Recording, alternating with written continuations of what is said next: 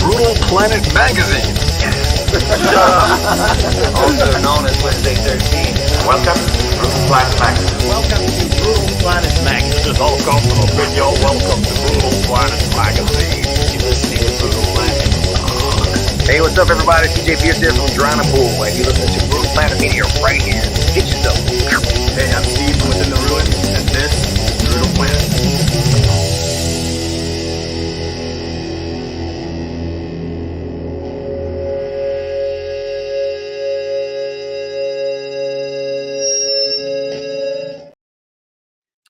Greetings, Brutal Planet. We are live today with boys from the band Defocus, Jeff and Simon. You guys are in Germany, right? Hell yeah. Hi, nice to meet you. Yeah, we're in Germany right now. Awesome. Well, I've been listening to the new album all morning. It's fantastic. I really love, like, the one thing that stood out to me more than anything is that breakdown at the end of that song, Crooked Mind. Oh, that's so sick. Hell yeah. Appreciate it, yes. Yeah, so to get started, I mean, I'm sure it's crazy to me. Like there's a lot of metalcore bands, it seems like, from Germany. Do you guys know the band Caliban? Yeah, man. Caliban are like, I don't know. I've known them for years. They've been around like at least They're 10 old. years or so, I think. Old school, yeah, kind of like Yeah. maybe 20. Like they've been around for a while. Yeah. I know they started like with small venues and they've gotten even bigger. And I think they've did a few releases in the last years. I'm not really, up to date, but they're still doing their thing, man. They're just putting out music. Yeah, so the only reason I brought them up is just because I feel like there's a long history of metalcore, good metalcore coming out of Germany. So tell me about you guys. I'd like to get like your origin story. How did you guys get started? How did you form the band, and how did you come together? That's a funny story because I used to work in a small music shop where I just sold like guitars and pianos and stuff like that, and I was playing guitar on my own. And I just wanted to start a band and make music. And I've never really had any friends, that like to listen to metal and the stuff that I'm into. And one day, Simon actually just came into the store, like buying some guitar strings, and I saw that he was wearing like, I think it was a "We Came as Romans" T-shirt, and I instantly recognized it and was like, "Hey, man, that's a nice T-shirt. That's a cool band. Do you like make music or something?" And yeah, I think we just started chatting from there on, and he knew the other guys beforehand, and I don't know, the rest is history, I guess. Oh, that's dope. So you worked at a music store. Yes, I did. Like I was just selling like pianos to families or like like Instruments. classical guitars to beginners, basically. So you guys, it seems like just kind of reading a little bit about you, you kind of got things started, and then the pandemic hit. So that kind of maybe slowed you down a little bit. I guess talk about that a little bit. And I know your first album, it says, was written during the pandemic. Yes. So it was quite interesting because we wrote everything online. Like basically we were not in the same room. We were just like sending files to each other through our own Discord that we have. And I don't know, it just worked out because, like I wasn't working, or I wasn't really working. We were just like doing our stuff in like our home office, but you can do like plenty of stuff in the meantime. And it was interesting because usually when I'm used to like writing music, I actually need to hear it live, or I need to hear it in a live context to know how the audience is reacting. And that was definitely one point that I missed during this process, right? The reactions came in like so late when everything was released, and it started to open up a few venues so we could play shows. And that was for me like difficult to know like what kind of, I knew I had in mind what kind of emotion I want to get out of the people when they listen to our music, but it's something different when you hear it live or you play it live. It's very different from just hearing the record.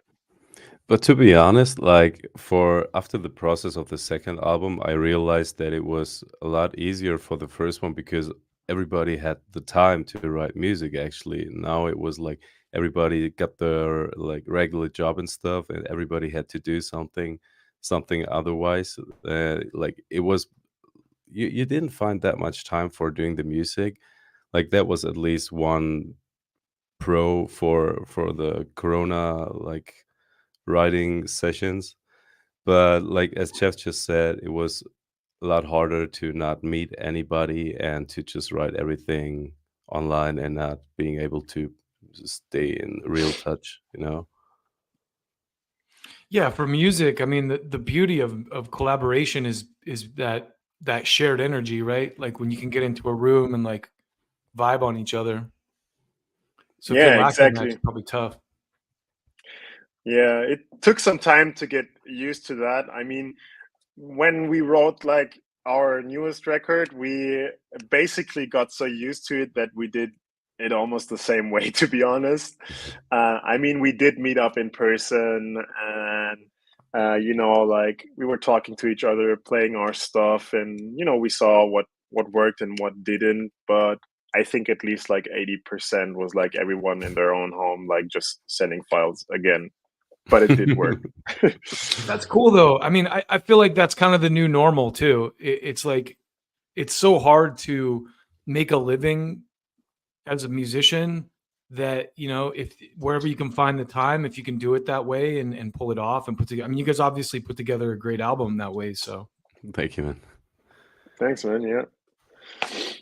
I'm curious about your influences too, because there's definitely a lot of electronica and kind of like even like hip hop influences. That song "Hybrid Anthem" I thought was really cool because there's a lot of bands that are kind of trying to like Sleep Token, for example. They're melding some of the more modern kind of like R&B and trap with metal elements. But I think you guys are doing it like in a way more organic way, or it just seems it's heavier anyway. Wow, thank you, man. Yeah. So, Well, what are some of your influences out, like just in general, metal and non-metal? you can go first. I mean, yeah, like that's the most interesting thing. Like those influences are completely different from each other. Like for example, I listen to some old school grunge and old school new metal and stuff like that. And Jonas, for example, loves electronic music. Jeff loves hip hop and stuff. And so this is kind of where this weird and wild mixture is coming from. And I guess it's like all of those differences that came together in that album actually made it so interesting for us as well, because after the process of the first album, we barely had time for songwriting, right? And then we came back to doing all of that stuff, and we were just like, yo, everybody likes different music now. That's pretty funny, actually. And that's like the coolest thing of this whole process, that we worked in all those different influences into this new album. And yeah, so from in my opinion, it worked out really well. But I probably have to like wait a little for the audiences, yeah, how they react. But for me, it feels like it's kind of a good twist somehow. Yeah, it doesn't sound forced. It doesn't sound like you guys are just doing it to be like, hey, let's put some hip hop in this. It sounds natural. So Yeah, I mean, like Simon said, we all have like different influences, and like going into the writing for this album, I mean, of course, we sat together and talked, okay, what do we want to do with this next record? What is the direction we're going, right? And like coming from so many like different musical backgrounds, the thing that stood out the most for me was like that we really committed to the ideas that we had, right? So we have Hybrid Anthem, which is very hip hop inspired. And I don't know, the last track, the album closer, There Is a Place for Me on Earth, is like starting with this ambient electronic beat, right? And the other guys weren't like afraid of doing that. We just tried it and we just committed to it and was like, hey, let's see where this idea goes. And I think that's why it comes off as not forced, because it was just like a natural progress for us as well. We just went with the flow, and we're really happy with the results, and that we took like this experimental way. Yeah, there's a lot of bands obviously in this genre. So anyone that's doing something unique that stands out, I'm always impressed with. And I think you guys are definitely doing that. So Thanks, man. Appreciate Thanks, that. man. Yeah. I'm curious, where does your name come from? Is there any significance to that? Is it just something you guys kind of rattled off, or is there a good story behind it? So you want the quick answer? It's no. Like there is no bigger meaning behind the name itself. Like, well, I mean, okay, let's be honest. I guess like after the years, everybody has got his own opinion about what the name should actually mean or means to himself. But we were just off to deciding for a band name, and we had those, I don't know how many meters of different words or combination of words that we put together for different ideas for band names, and Defocus was the only one that everybody liked and or loved. To be honest, like everybody was okay. Let's take that one, and it was never that easy to decide for a band name or a song title, whatever. Uh, Before, like, so this is kind of how we came up with this name. Everyone Um, liked it. You're just like, okay, let's do it. yeah, yeah.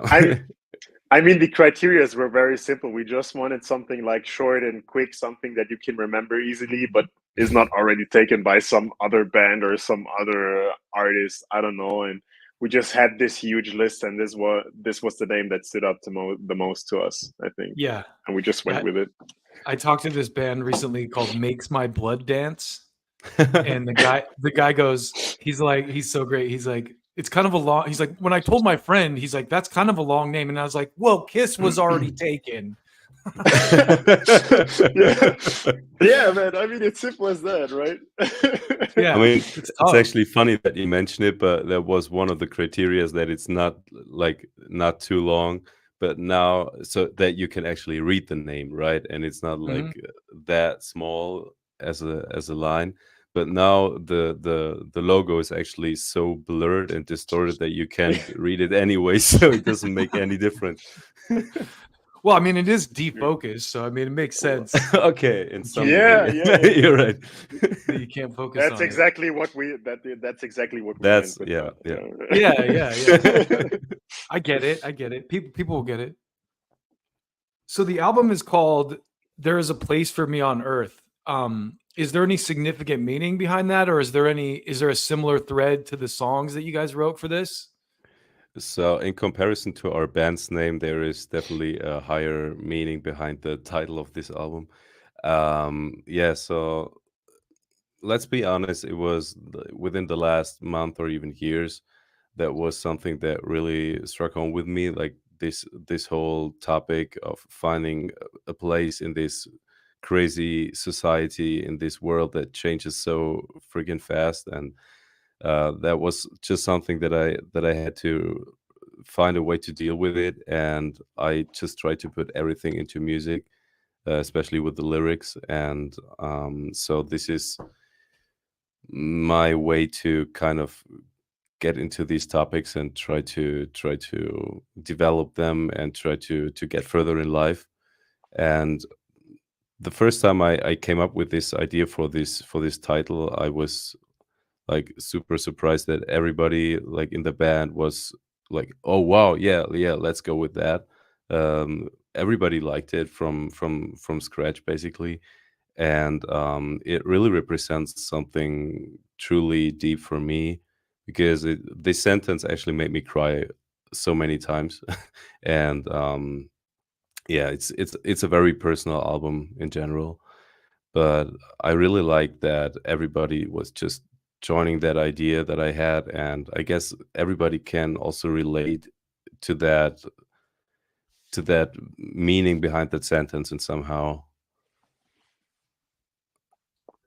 Yeah. I really dug the cover too. In fact, let me show it real quick. It's very simple, but it has like such a cool like someone fell out of the sky into the earth. It's actually funny. I mean, shout out to Dan from Nemesis Design. He's the guy from the UK that actually designed it for us.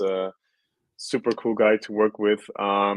We've had this idea in the beginning for like a guy in a crowd that stood out in some way, but we didn't really know how to portray that, I think. And he came up with this cool idea to implement actually a manga. It's called The Fault of Amigara Fault, I think. I'm not sure if I Okay. pronounced it right, but it's basically it's actually a horror story where people find like these human-shaped holes in the mountains, and in some way they are like drawn to their holes and they get sucked in, Oh, which was wow. kind of crazy. Yeah. We just stuck with it because I mean, for us it makes perfect sense to you have like your place, and I think everyone has their place somewhere where they like perfectly fit in. They just have to find it, I guess. Yeah. It's a cool concept. I thought the cover too reminds me of like some of the older like hardcore bands that I was into in the 90s, like Snapcase. You ever heard of Snapcase? Never heard of that. I think I've heard the name, but It's a I've never shame, I listened guess. to them. Yeah, yeah. You might dig them. You might they're older. I think it's like mid 90s, but kind of like a hardcore band, like straight edge type hardcore, but that like your logo and everything, just the cover made me think of that. And that's my perception, but it's kind of like just straightforward, not too fancy, just like this is who we are. Here's our culture. Well, to be honest, I, like the oh yeah, go for it. oh yeah, I just wanted to say like the thought behind like the arts that we've created for this record were basically like a little bit of the same, but also the opposite of what we went on the first record, right? Because if you look at the cover for the first record, it's like pretty dark and red, and like it's supposed to be like somehow aggressive and unknown, and this is like such a difference to that because it's so simple and so clean, and it's also to represent, okay, we're finding our inner peace, with like something simple, and our mind has now cleared. But there's also a person in it. I never thought about that, but it has some differences, but also something in common with our. Yeah, it's still actually the funny. person. Still the same person. What's the music scene like in Germany? I'm curious because Germany is one of the few countries I've been to outside of the U.S., but it was a long time ago. I flew into Frankfurt and I spent some time there, and then mostly in Austria. But what's the music scene like right now in Germany? Is there a lot of good live bands and a lot of diversity of music? Oh, so like for shows, Germany is like super different. Like it really depends on in which place you are. So there are cities that go just crazy. There are so many bands that just come out of nowhere. And for other parts of Germany, it just feels like there are no real locations that you actually can play it. So I would say it really depends, but uh, in total, it feels like that. At least to me, I don't know, it's probably just my perception, but for me, it's always like the new bands that I listen to are always from the States or from Australia, and then I just looked it up, and then I see, oh wow, okay, they're only on 20 or 30,000 monthly listeners, and for me, they are already that big, and I barely get to know new bands from Germany in that way. Does that make any sense? Yeah, Or yeah. how do you feel about that, Jeff? I mean, if you go for like bigger names in the German music scene, I am probably the most people will think about Rammstein or even Electric Callboy. They're like pretty popular even in the States. But with the smaller bands, yeah, I think I would say it really depends what city or what state you're in, because here in like Stuttgart, I think it changes from time to time because we have like years where we've had like lots of small bands that are coming up, putting out new music, playing shows here and there, and then for a year nothing happens really, in my opinion. But I think the German music scene is like really rising, at the moment, because if you look at the other bands that are like on the same label on a Rising Empire, they're like super talented bands like Oralize or Mavis. They Yeah, just I put talked out to a Mavis the record. other day. Oh, fun. Yeah. Or the Oralize guys, they're like super young but so talented, and they're bringing out their record as well. And I think right now is a pretty good time with lots of new bands that are coming from here. Yeah, that's what I Yeah, was just about to say, because like especially with the label, you actually come to know other bands that are doing the same thing, like not the same music at all, but like trying to get into the same process of reaching some people with your music actually.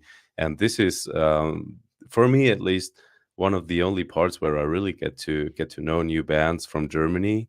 So that's something, right? Like as like especially Mavis or Oralize or Consumer. I mean, there are so many great bands that we know from Germany, but it really feels like you have to find some spot where you connect with those bands actually.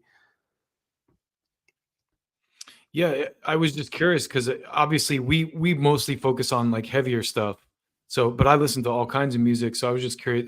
Most of the bands that I've talked to out of Germany are heavier bands or metalcore bands or death metal or Mhm. more in that vein. So I was just curious if there is like a vibrant like hip hop or like kind of trap or punk scene in Germany.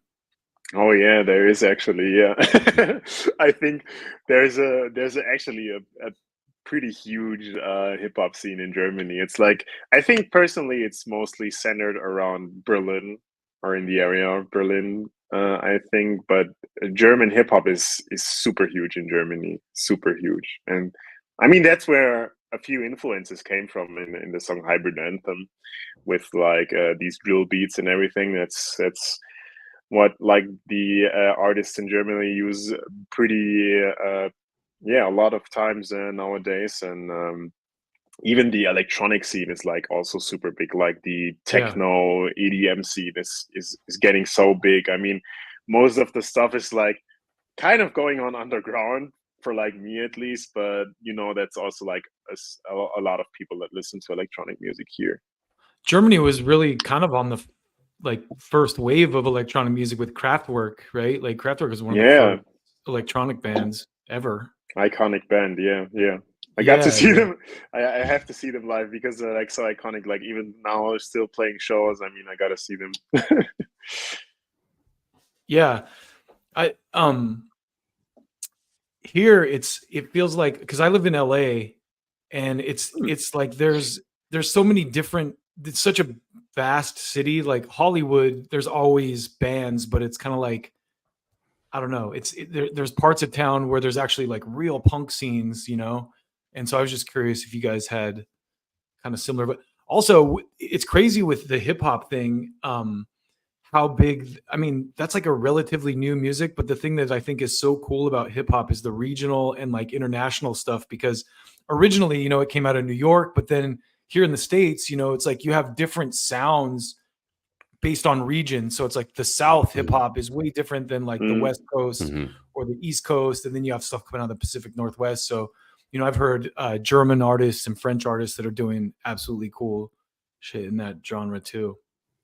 Yeah, yeah, I think so too. I think Germany and especially like French hip hop is like, with like all the social media platforms nowadays, with like TikTok and everything, you can promote your music much faster, I think, nowadays. Yeah, If you have a good song, if you have some kind of good marketing, and then you're like present in social media, I think you can like build an audience pretty fast, I think. completely.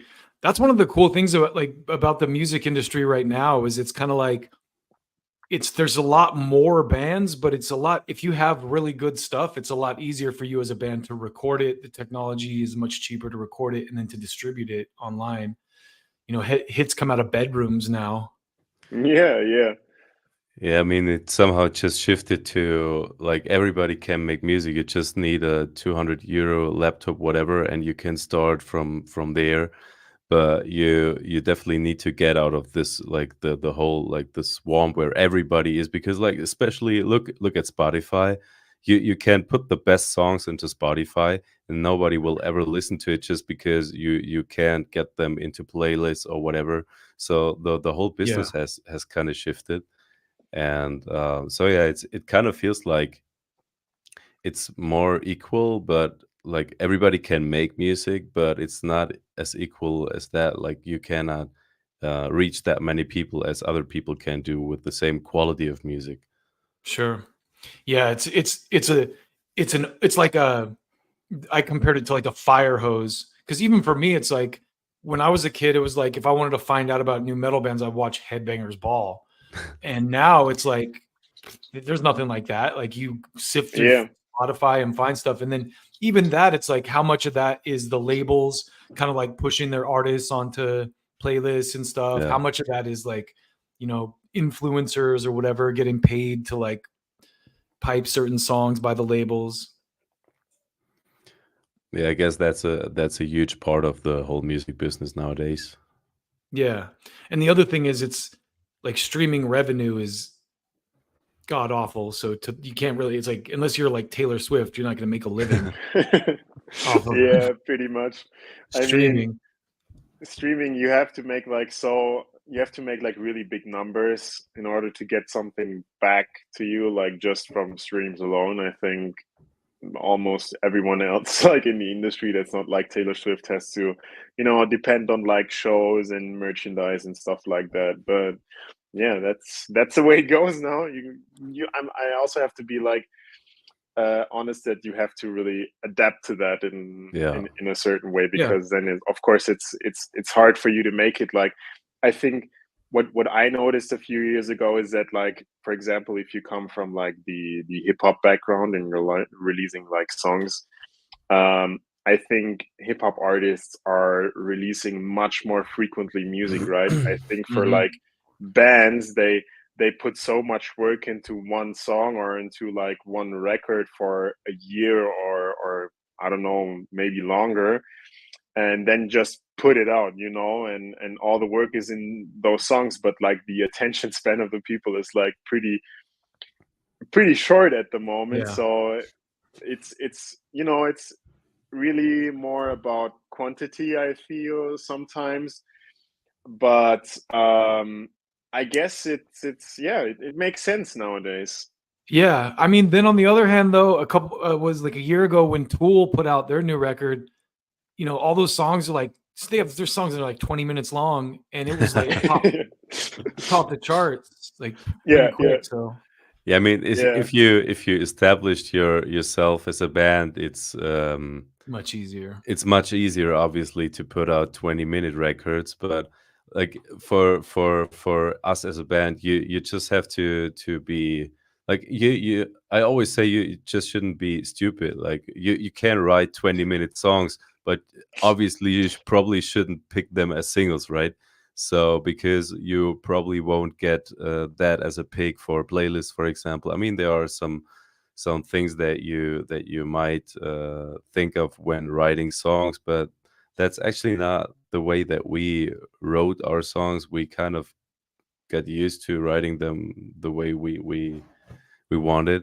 But if there would have been a song that takes 10 to 15 minutes, then that's just the way it is. But should we pick it as a single? Probably not, because you can really get some bigger influence with that, because you won't reach any playlists or whatever.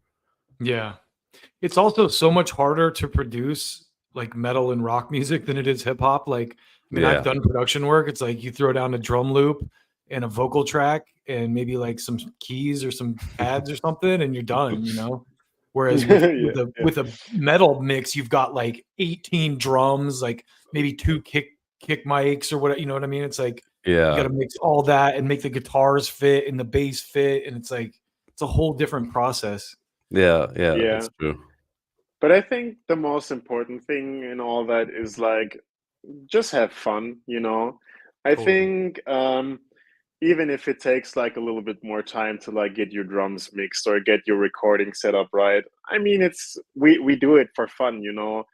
I'm I recently got into like coffee personally, and you know when people come to my house and they let's say try one of your coffees, I just start doing my stuff and they wait for like 10 minutes. I mean, man, why are you taking so long for your coffee? And I mean, I perfected it, you know, like Yeah. I have like this perfect routine, and it takes a while to get everything perfect. But you know, the whole process is just so almost like I don't know how to say, like meditational for me. You know, it's Mhm. like it's just fun to do it, and I think even with bigger productions on music as well, it's just so much fun to like work on the stuff and see the end product on everything come together. You're an I artist. really love this metaphor, to be honest.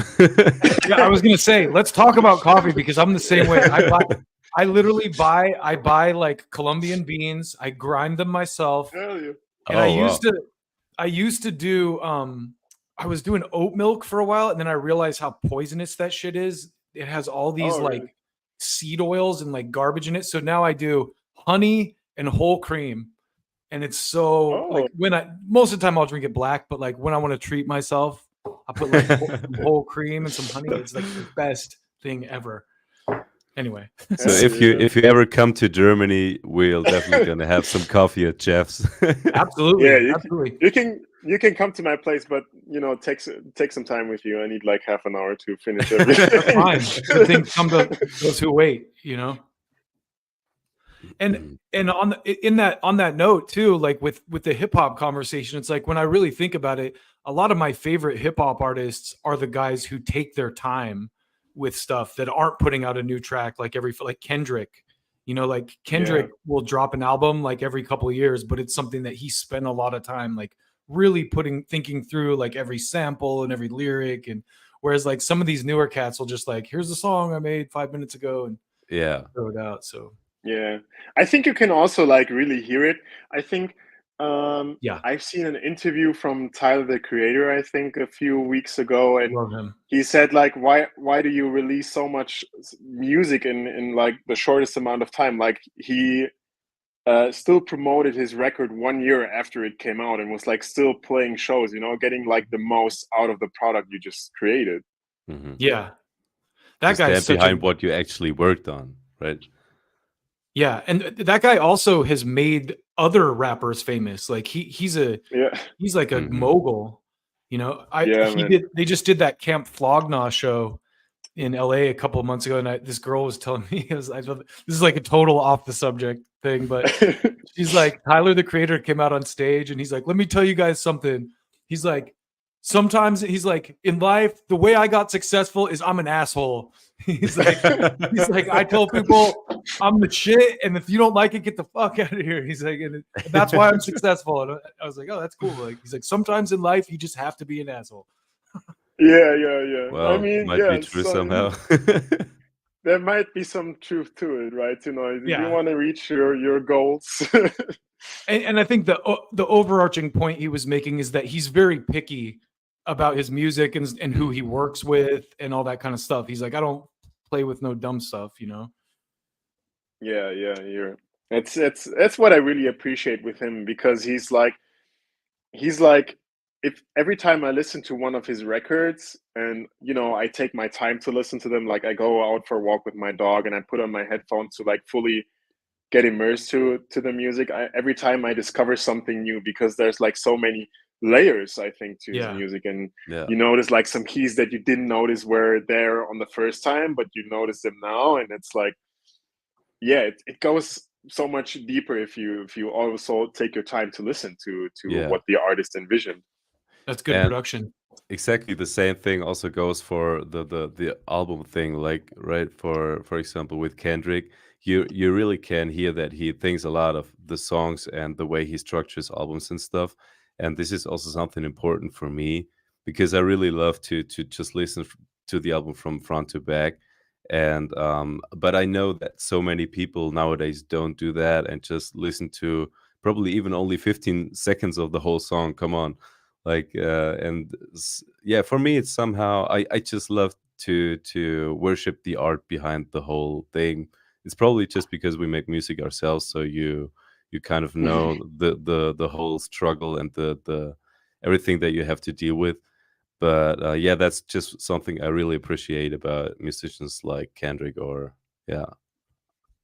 Yeah, Yeah. I heard that with your record too. Like it has like a trajectory. Like it starts out with like kind of an intro type song, and it peaks, and then at the end it kind of trails off with like that last song kind of has more of a like an outro feel to it, the title track.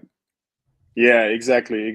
That's exactly like all the guys in the band are like mostly people that listen from start to finish, and we put thought like behind the track list, like why does this make sense as a first song, and how does it feel like going from the first song to the second, or like how does it feel to end the song. And that's Or cool which because song we does need a actually, transition or something. yeah, and that's what I really appreciate, because songs like the There Is a Place for Me on Earth are like exactly intended that way, to know it should feel like a closing track. I love that too, because I think that's almost like I see that type of artistry with like Netflix series, for example, where it's like the whole season tells a story, but each individual episode can be taken on its own. And there's like real art in that, like being able to create a story and then segment it off into sections. And I think like a good artist can do that with an album too, right? It's like the album may tell a story, but each song can also be enjoyed individually on its own. Oh, that's actually a good comparison. Never thought about that. Yeah. I mean, I just thought about the series thing because I was thinking about movies, and I was like, oh yeah, because it's almost like Netflix, like the way that they, like a Stranger Things, for example, had like each season has an arc, but each episode itself you can watch individually and go, oh wow, that's cool. That's actually true. Yeah. So the record comes out March 1st. What do you guys plans for touring? I'm sure you're probably going to tour Europe. Is there any chance you'll be over here in the States? Oh man, we wish to. I mean, we heard that question a couple of times, especially also like some comments below our videos, and we really hope to do that one day. To be honest, there's nothing planned yet, but we really hope to get to the States one day, because we just love to play all those cool cities over there and meet all of those crazy people that really dig our music and write comments below our videos and stuff. But yeah, to be honest, so nothing is planned. Nothing yet. Well, that's part of our job, is to help you guys. Well, I mean, but yeah, so we've planned our record release show on the 9th of March, and some other cool shows that will happen within the next few weeks, actually. But there are also some festivals and stuff that's going to be announced in probably just in the next few weeks, and we're currently planning on going on the tour at the end of this year. But there's nothing set yet, so like there's definitely a lot to come this year, but also a lot that we still plan on working on. Awesome, man. Well, the album is great. I really, like I said, I love that there's a video for Crooked Mind. Like that's the most recent single, right? Yeah, that breakdown at the end. Oh wow. When that song is already great, but when that hit, I was like, oh, these guys are killing it. Yeah, Thanks, we've put it as a little surprise at the end. It's like really fast paced and like high energy, but at the end, like you don't expect it to go like crazy like this. Goes crooked. Yeah. For sure. Yeah. Well, guys, it's been awesome talking to you. I really hope I can get out to Germany, get out to Europe soon, man. There's so many great festivals over there too. I'd love to go to Wacken or like, something Summer Breeze. Summer. So yeah, my cousin got out to Sweden a couple years ago, and that was huge. But like, anyway, either way, if you guys ever make it to the States or I get over there, we'll have to get coffee. I mean, you're welcome anytime. We can go to festivals here for sure, and maybe we'll come to you and I get to see Tyler, the Creator, at Camp Flog now as well. Yeah. If you guys ever get out to LA, definitely hit me up, man. I live on the kind of the outskirts, but good times. Awesome, man. Sounds great, man.